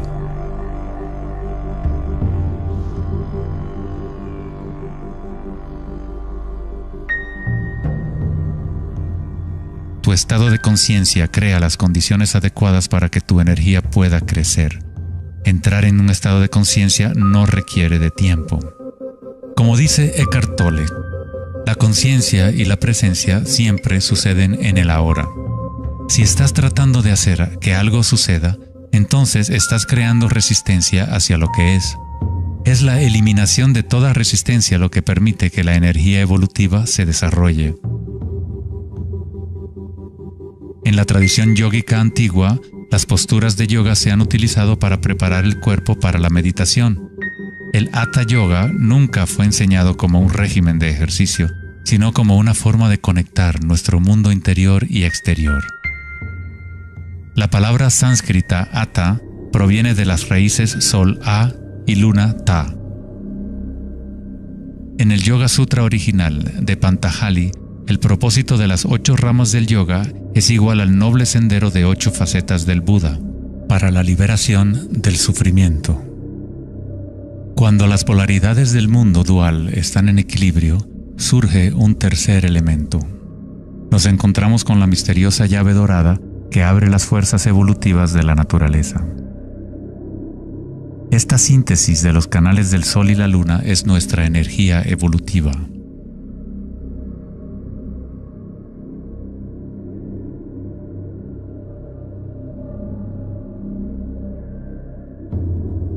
Puesto que ahora los seres humanos se identifican casi exclusivamente con sus pensamientos y con el mundo exterior, es en raras ocasiones que un individuo logra el equilibrio entre las fuerzas internas y externas, lo que permite el despertar natural del Kundalini.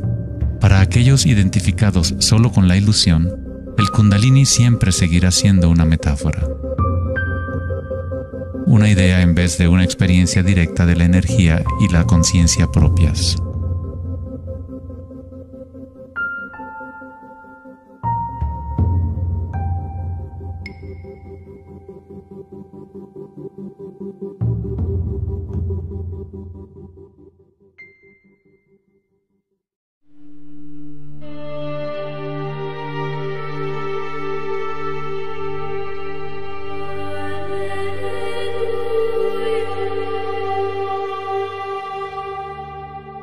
La vida, la libertad y la búsqueda de la felicidad.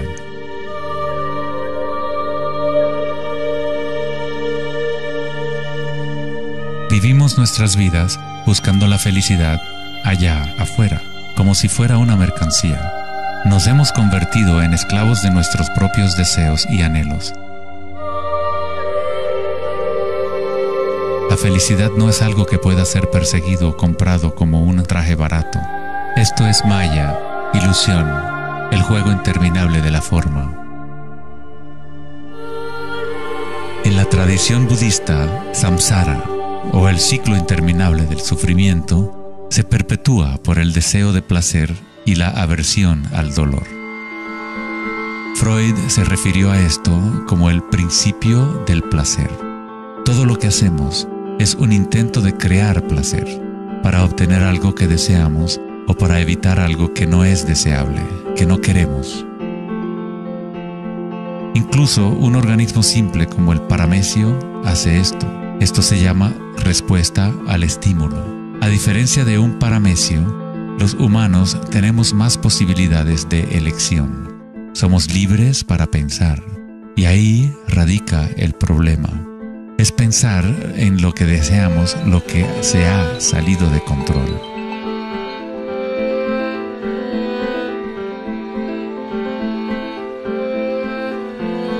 Safety systems armed. 10, 9, 8, 7, 6, 5, 4, 3, 2, 1, 0, and liftoff of Endeavour, going where east and west do meet at the International Space Station. El dilema de la sociedad moderna es que tratamos de entender el mundo no en términos de conciencia interna arcaica, sino cuantificando y calificando lo que percibimos como el mundo externo, a través de medios científicos y mentales.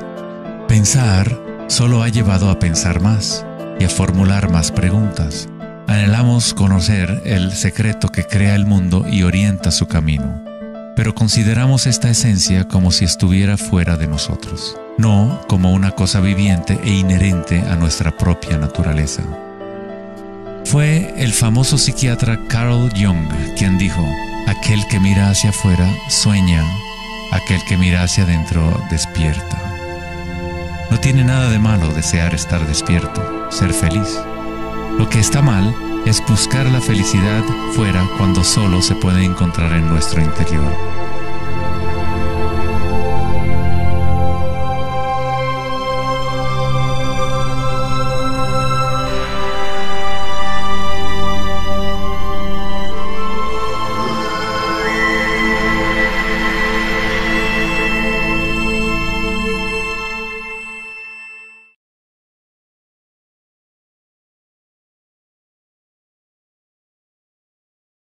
Más allá del pensamiento.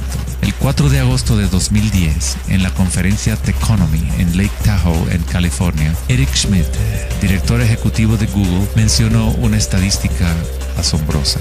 Cada 2 días creamos la misma cantidad de información que hemos creado desde los albores de la civilización hasta el año 2003. Es algo así como 5 exabytes de datos.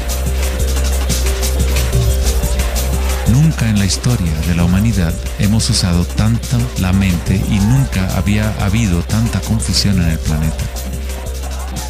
¿Podría ser que cada vez que pensamos en una solución a un problema, creamos 2 problemas más? ¿De qué sirve pensar tanto si no conduce a una mayor felicidad? ¿Somos más felices? ¿Más ecuánimes? ¿Más alegres como resultado de tanto pensar? O quizás nos aísla, nos desconecta de una experiencia más profunda y más significativa de la vida.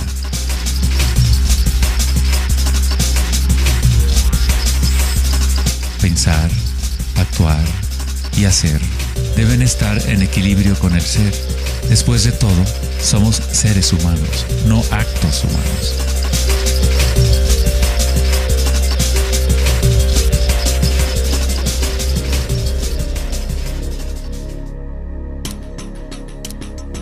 Queremos un cambio y queremos estabilidad al mismo tiempo.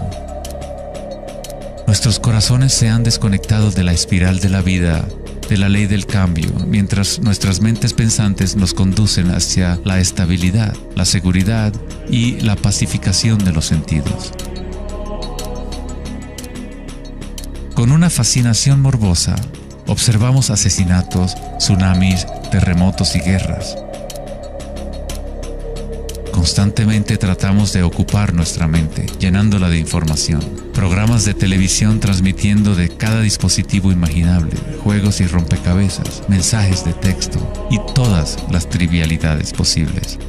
Nos dejamos fascinar con la corriente infinita de nuevas imágenes, nuevas informaciones, nuevas formas de provocar y pacificar nuestros sentidos. momentos de reflexión interior, nuestro corazón nos dirá que hay algo más en la vida que nuestra realidad actual, que vivimos en un mundo de espíritus hambrientos, siempre anhelando más y nunca satisfechos.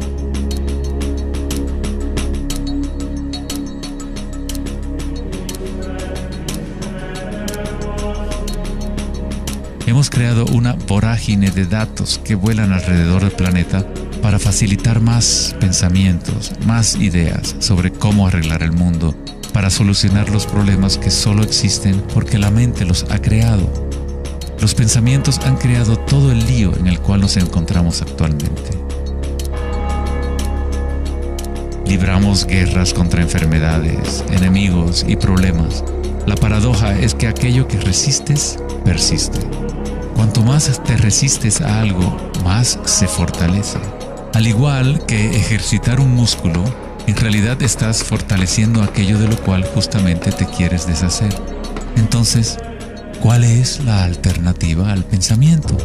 ¿Qué otros mecanismos pueden utilizar los seres humanos para existir en este planeta?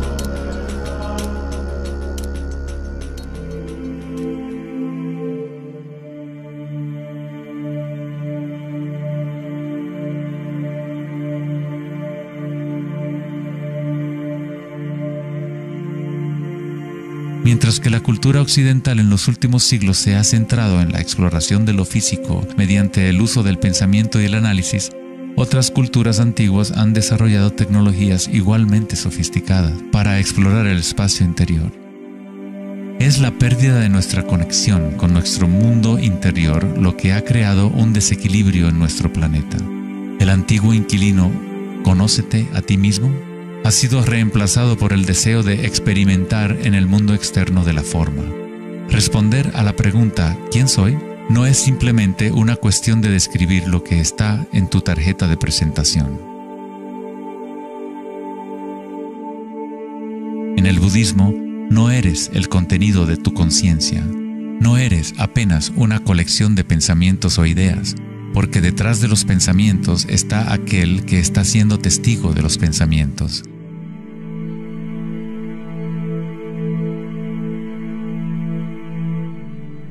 El dicho enfático, «Conócete a ti mismo», es un koan del Zen, un acertijo sin respuesta. Como un perro persiguiendo su cola, es solo la identidad del ego que quiere encontrar una respuesta, un propósito.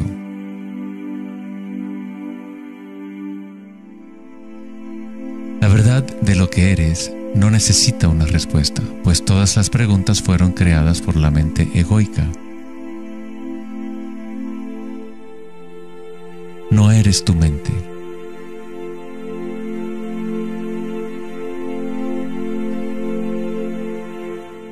La verdad no yace en más respuestas, sino en menos preguntas. Como dijo Joseph Campbell, no creo que la gente esté buscando el significado de la vida, más bien buscan la experiencia de estar vivos.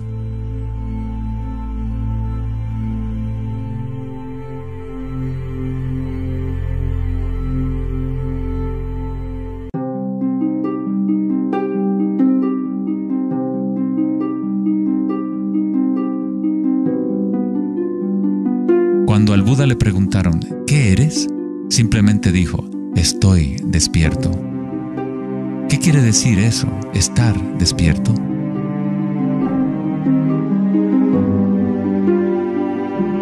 El Buda no dice exactamente qué es, porque el florecimiento de cada vida individual es diferente, pero sí dice algo, es el fin del sufrimiento.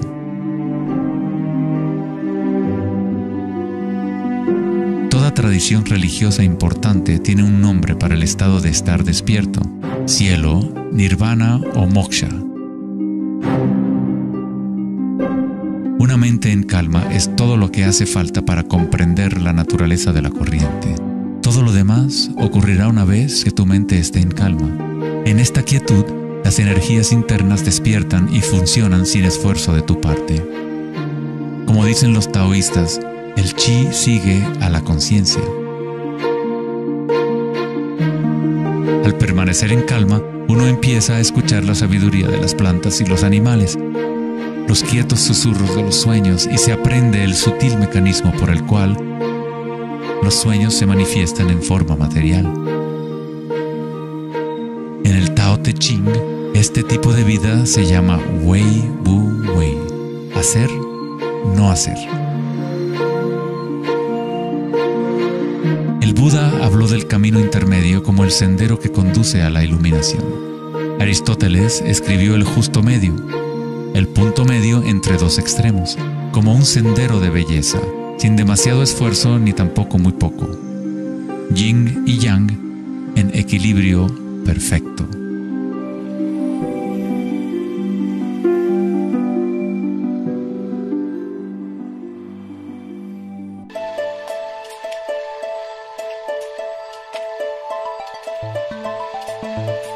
La noción de Vedanta sobre Maya, o la ilusión, es que no experimentamos el medio ambiente en sí, sino una proyección creada por los pensamientos. Por supuesto, tus pensamientos te permiten experimentar el mundo vibratorio de cierta manera, pero nuestra ecuanimidad interior no tiene que estar supeditada a acontecimientos externos. La creencia en un mundo externo independiente del sujeto que percibe es fundamental para la ciencia. Pero nuestros sentidos solo nos entregan información indirecta. Nuestras nociones acerca de este mundo físico creado por nuestra mente están siempre filtradas por nuestros sentidos y, por lo tanto, siempre son incompletas. Hay un campo de vibraciones que subyace en todos los sentidos. Las personas con una condición llamada sinestesia a veces sienten este campo vibratorio de diferentes maneras. Los sinestésicos pueden ver los sonidos como colores o formas, o las cualidades asociadas de un sentido hacia otro. La sinestesia se refiere a una síntesis o amalgama de los sentidos.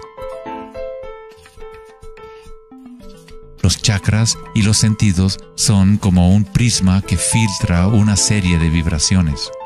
Todas las cosas del universo están vibrando a diferentes velocidades y frecuencias. El ojo de Horus se compone de 6 símbolos. Cada uno representa uno de los sentidos. Al igual que el sistema védico antiguo, el pensamiento se considera un sentido.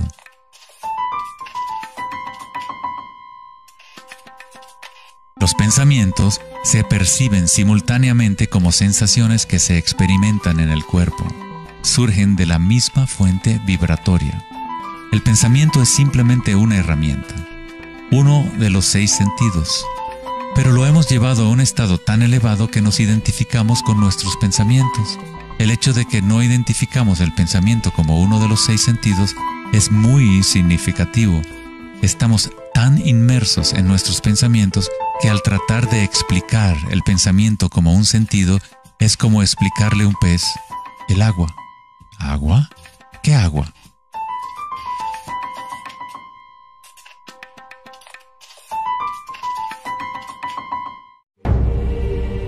En las Upanishads se dice, no lo que el ojo puede ver, sino mediante lo cual puede ver el ojo. Toma conciencia de eso para ser Brahma, el Eterno, y no lo que la gente aquí adora. No lo que el oído puede escuchar, sino mediante lo cual puede escuchar el oído. Toma conciencia de eso para ser Brahma, el Eterno, y no lo que la gente aquí adora.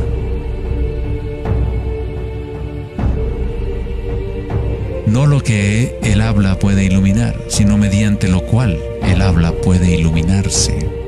Toma conciencia de eso para ser Brahma, el Eterno, y no lo que la gente aquí adora.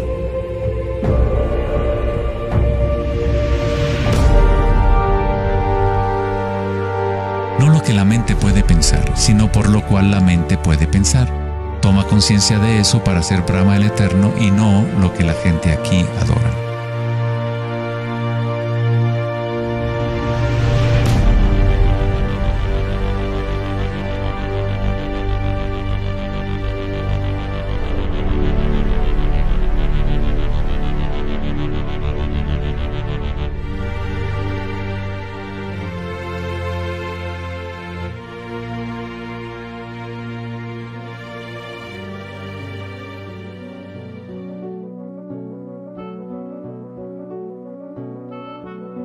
En la última década, grandes avances se han llevado a cabo en el ámbito de la investigación cerebral.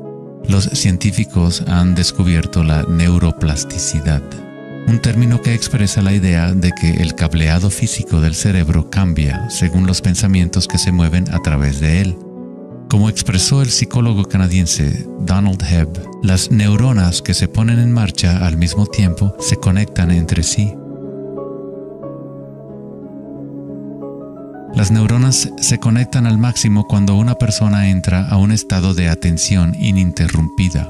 Lo que esto significa es que es posible dirigir tu propia experiencia subjetiva de la realidad. Literalmente, si tus pensamientos son de temor, preocupación, ansiedad y negatividad, estás incrementando la conexión para que surjan más pensamientos similares. Si diriges tus pensamientos hacia el amor, la compasión, la gratitud y la alegría, creas la conexión para repetir esas experiencias. ¿Cómo hacerlo cuando estamos rodeados de violencia y sufrimiento? ¿No es esto una especie de engaño o vana ilusión? La neuroplasticidad no es lo mismo que la noción de la nueva era que dice que creas tu realidad con pensamientos positivos. En realidad es lo mismo que el Buda enseñó hace 2500 años. La meditación vipassana o la meditación introspectiva podría describirse como neuroplasticidad autodirigida. Aceptas tu realidad tal como es, como realmente es. Pero tú lo experimentas en el nivel raíz de la sensación, en el nivel vibratorio o energético, sin prejuicio o la influencia del pensamiento.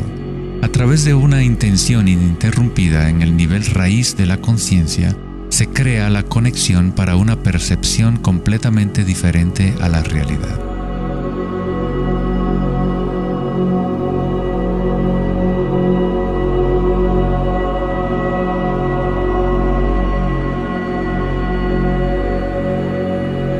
La mayor parte del tiempo lo entendemos al revés. Estamos permitiendo constantemente que las ideas sobre el mundo exterior conformen nuestras redes neuronales, pero nuestra ecuanimidad interior no tiene que estar supeditada a acontecimientos externos. Las circunstancias no importan, solo mi estado de conciencia importa. Meditación en sánscrito significa estar libre de cualquier tipo de medición o evaluación, libre de toda comparación, de todo devenir. No estás tratando de convertirte en algo más, estás de acuerdo con lo que es.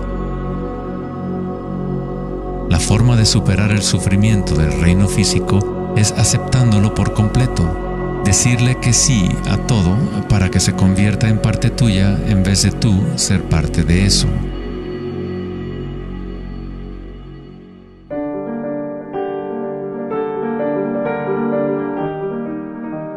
¿Cómo se puede vivir de tal manera que la conciencia deje de estar en conflicto con su contenido? ¿Cómo puede uno vaciar el corazón de las ambiciones mezquinas? Debe haber una revolución total en la conciencia, un cambio radical en la orientación del mundo exterior al interior. No es una revolución provocada solo por la voluntad o el esfuerzo, sino también por la entrega total, la aceptación de la realidad tal como es. Solamente desde el corazón podemos tocar el cielo. Rumi. La imagen del corazón abierto de Cristo transmite de forma poderosa la idea de que uno debe abrirse al dolor. Uno debe aceptar todo si desea permanecer abierto a la fuente de la evolución. Esto no significa que te conviertes en un masoquista. No buscas dolor, pero cuando el dolor viene, lo cual inevitablemente ocurre, simplemente aceptas la realidad tal como es en lugar de anhelar otra realidad. Los hawaianos han creído durante mucho tiempo que es a través del corazón que aprendemos la verdad. El corazón tiene su propia inteligencia, tan obvia como la del cerebro. Los egipcios creían que el corazón, y no el cerebro, era la fuente de la sabiduría humana. El corazón era considerado el centro del alma y la personalidad. Era a través del corazón que se expresaba la divinidad, impartiendo conocimientos a los antiguos egipcios sobre su verdadero camino. Este papiro representa la medición del peso del corazón. Era considerado algo bueno pasar la vida después de la muerte con un corazón liviano. Eso significaba que habías tenido una buena vida. Una etapa universal o arquetípica que experimentan las personas en el proceso del despertar del centro del corazón es la experiencia de la energía personal como la energía universal.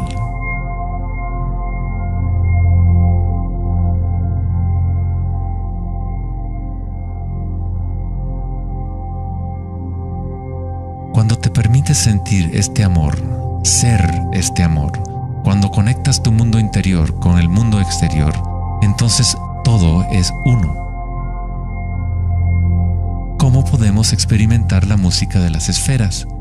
¿Cómo se abre el corazón?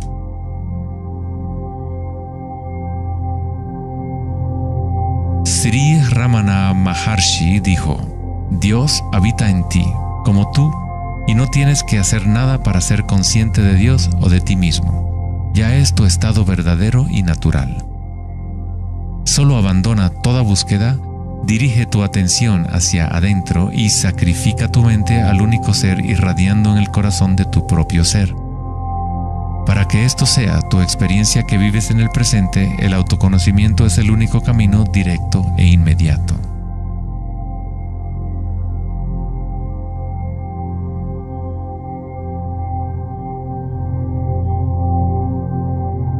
Cuando concilias y observas las sensaciones internas, tu vitalidad interior, estás observando en realidad el cambio.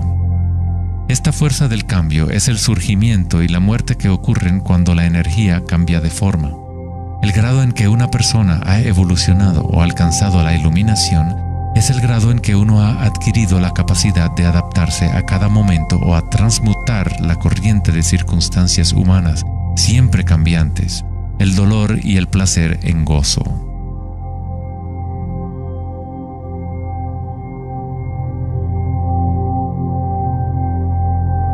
Leo Tolstoy, autor de La Guerra y la Paz, dijo que todo el mundo piensa en cambiar el mundo, pero nadie piensa en cambiarse a sí mismo.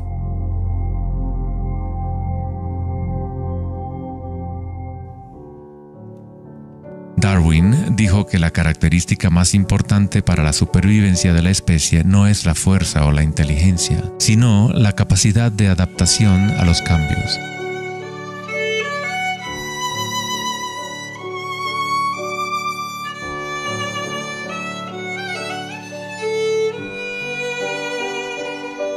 Debemos convertirnos en expertos en adaptación. Esta es la enseñanza budista de Anika. Todo está surgiendo y desapareciendo, cambiando. El cambio es constante. El sufrimiento existe solo porque nos apegamos a una forma particular.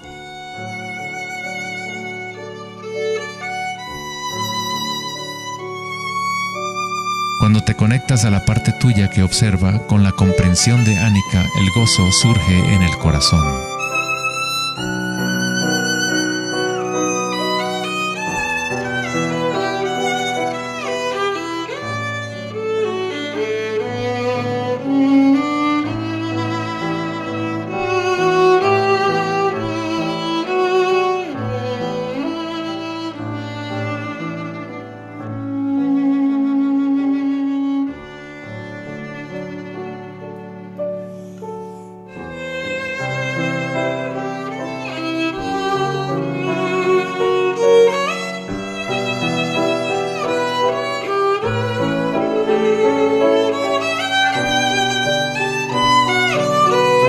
Santos, sabios y yogis a lo largo de la historia han descrito de una manera unánime la unión sagrada que se produce en el corazón, ya sean las obras de San Juan de la Cruz, los poemas de Rumi o las enseñanzas tántricas de la India. Todas estas enseñanzas diferentes tratan de expresar el misterio sutil del corazón. En el corazón, esta es la unión de Shiva y Shakti, la penetración masculina en la espiral de la vida y la entrega femenina al cambio. Atestiguar y aceptar de forma incondicional todo lo que es. Con el fin de abrir tu corazón, debes abrirte a los cambios. Vivir en el mundo aparentemente sólido, danzar con él, comprometerte con él, vivir en plenitud, amar por completo, pero sabiendo que es transitorio y que, en última instancia, todas las formas se disuelven y cambian. El gozo es la energía que responde a la calma. Surge al vaciar la conciencia de todo contenido. El contenido de esta energía de gozo, producto de la calma, es la conciencia. Una nueva conciencia del corazón. Una conciencia conectada a todo lo que es.